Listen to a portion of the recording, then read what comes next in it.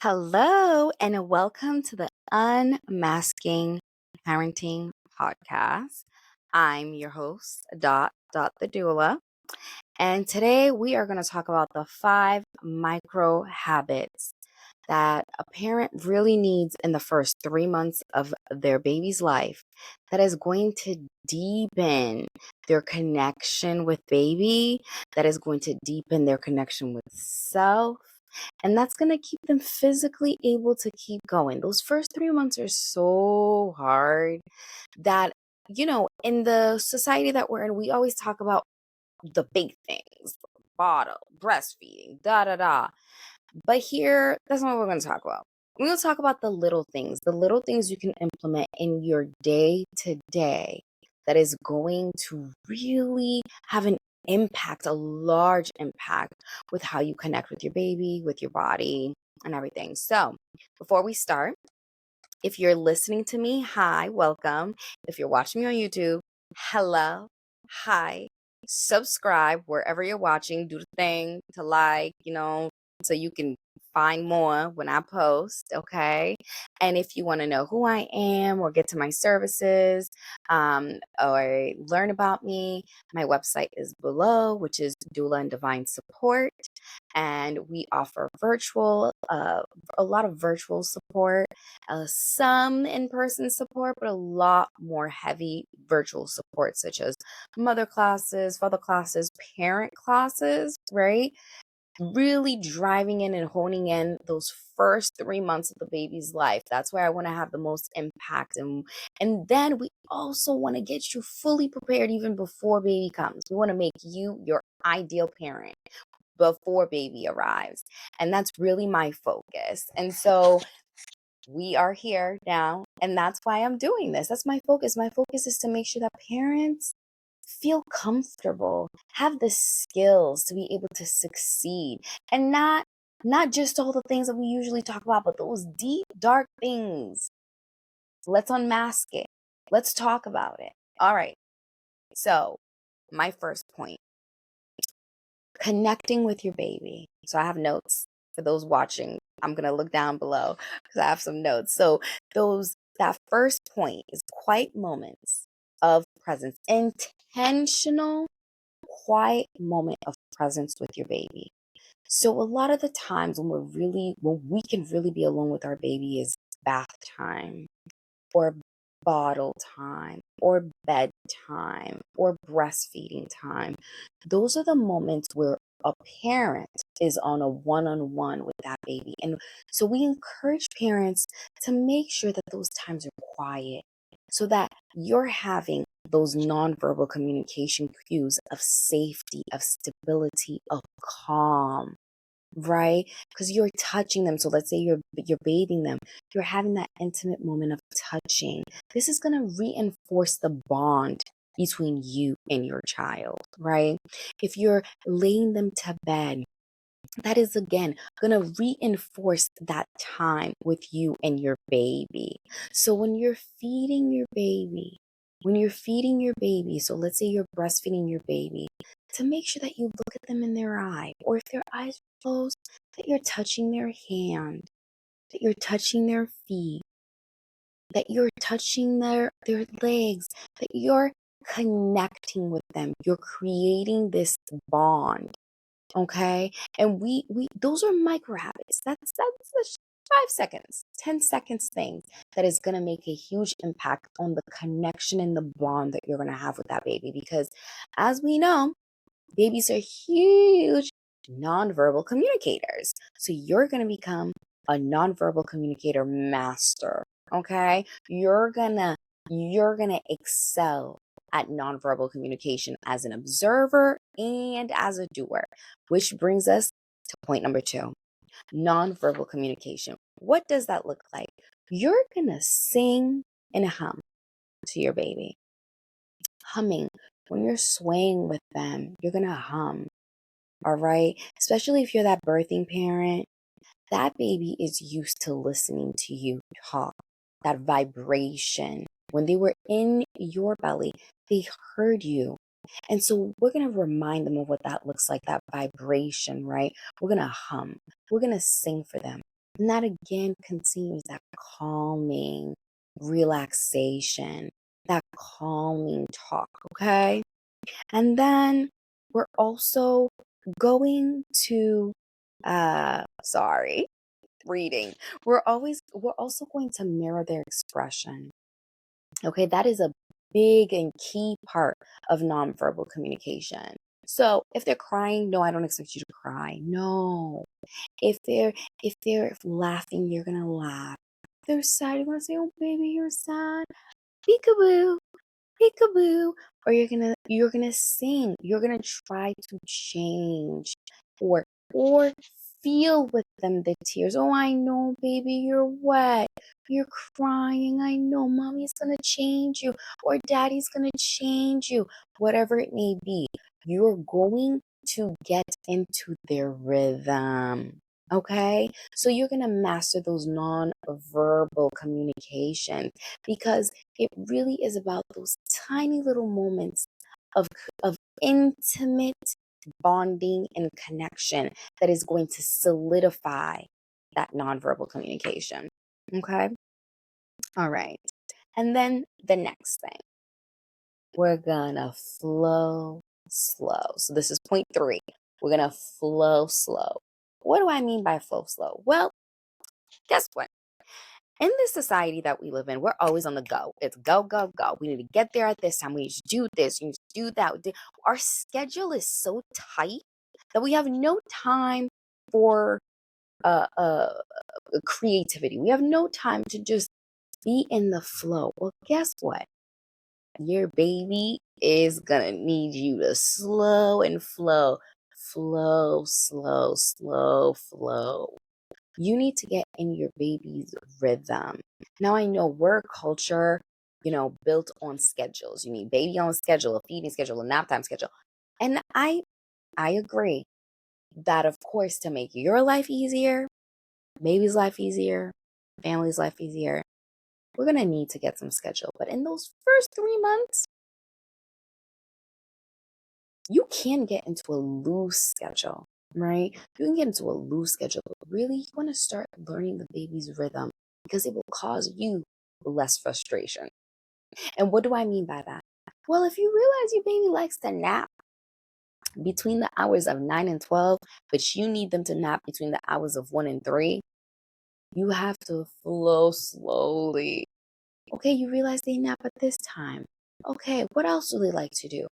Can we keep them up by doing something fun? Or at least first few times you let them go take that nap at that time. Then you change it a little bit. You tune it up just a little bit. You push it back by a minute or by two. But flow slowly. When you wake up in the morning, you're rushing to take off the diaper. You're rushing to do this. You're rushing to your baby, who is a brand new human, is going to be riddled with anxiety before the age of 1. And we don't want that. We want them to know a calm, a soothing flow, a stable flow with parents, right? And so, yes, of course, we know, because the thing is, we know we have a clock. Baby has no idea of this clock. They are on no time. They're on a flow time. They're all on their own rhythm time. And we as parents in those first 3 months, we really want to first get into the flow with them, and then we can start setting some structures, right? Because again, they're 3 months old. Okay. All right. And then the next thing, this is number 4. This is really big. Okay. You need to set little rituals for yourself, subtle, subtle rituals for yourself. And what do I mean by that? You are going to need to take little breaks or do little things that is going to replenish you. Because of all up until now, in my points, we focused on baby. What are we going to do? We're going to do nonverbal communication for baby. We're going to connect with baby. You're giving. You're giving your energy. You're giving this energy. How are you replenishing yourself? And so this is one of the points where a lot of people do not do. And we don't even realize we're being depleted because we're so busy giving. And you're supposed to, right? It's a baby. They need you to survive. But we also need to replenish ourselves with tiny little micro habits, such as making ourselves a cup of tea and watching the sunrise as we drink our hot cup of tea or coffee. Okay. Or lighting a candle after you put baby to bed, before you take your bath or shower, or just lighting it in general. Brushing your hair. I know. Washing your face. Little tiny things. When you wake up, saying a daily affirmation, or when you're going to bed. I'm going to tell you right now, when I had my second baby, my daily affirmation when I went to bed is everyone is still alive. Did a good job. I know it's crazy, but those first 3 months were difficult. And it was my second time, so I knew what I was walking into, but I still didn't know. I still didn't know. It was hard. And so I needed those daily affirmations of reminding myself, you're doing good. We're all alive. We did it another day. Because I'm going to tell you right now, I was counting down for those 3 months. Because for me, as soon as baby can hold their head up, I'm off and running. I'm off and running. You got it. You can hold your head up. So for me, those first 3 months were really intentional. And these micro habits really helped me. The next thing is to close your eyes for 30 seconds to 1 minute. Now you would think, why do I need to close my eyes? I don't mean sleep. I mean, like, literally close your eyes and do this, right? That alone, that moment of respite, okay, will bring you back some energy. Okay. Another thing that I know not everybody can do, but if you live in nice weather, going outside and putting your toes in the grass, or sitting in the grass, or sitting under the sun for 5 minutes. You can do this with baby, or you could do this by yourself. You can do this with your food. You could do this whenever. But going outside and putting your bare feet in the ground, in the sun, will replenish you. It will re-energize you. Because up until this point, you've been giving. You've been giving and good giving. But now we need to do some things to replenish us, okay? And so now we are on to number 5, okay? You need to eat food that is going to be healing. What do I mean by that? What do you mean? Food that's going to be healing. You need to replenish your body. Micro habits, right? We're getting food. You got to eat. You got to eat. And it's very important within the first 3 months, because you may not be sleeping or resting as well as you can. And if you are, more power to you. Your body still went through some things, right? If you're that birthing person. And if you're not that birthing person, your body's going through some things. Okay? So you need to eat healthy and healing foods. You need to eat food that are from the earth, a lot of fruits, good vegetables. Instead of snacking on, that chips, snack on an apple. Apple and honey. Apple and peanut butter. That's even better because you added some protein. Okay. And if you're breastfeeding, this is even more important. Okay. Eat some healing foods. Eat some soup. Okay. Eat some salads, quinoa, some foods that are going to be healing to your body, that are going to replenish you of the vitamins that you are inevitably have lost or will lose. Right. And if you're that supporting parent, make sure that parent that is doing all the caretaking, okay, is eating healthy foods for themselves, because they may forget all about that because they're so busy giving, but they need to be replenished, right? And this is a great way to do so. Okay, my light is going now. My light is gone. Okay, number 6 and final. I guess I said 5. So this is the bonus. This is your bonus. And this one, not everybody's going to agree. I know who's going to disagree. My type A girlies are going to be like, I don't know what she's talking about. My type A parents are going to be like, not for me. Okay, let go of perfection and embrace good enough. I hear you. I hear you, but I need you to hear me. Okay? You need to embrace good enough. doesn't love a clean house? I love coming home and it's smelling like fresh linen. Okay? Who doesn't love no dishes in the sink? But when you have to decide between feeding the baby, showering, or breast pump, or baby's taking a nap, you can decide on eating, nap time, or cleaning the dishes. What do we think we should choose? Remember, you've been given. You've been giving. We need to replenish our body. Some of those decisions, sometimes, depending on how depleted you are, the decision is going to be to nap. Okay? The decision is going to be to eat some healing food. But the decision is going to be to shower. Okay? And that may mean that the dishes didn't get done.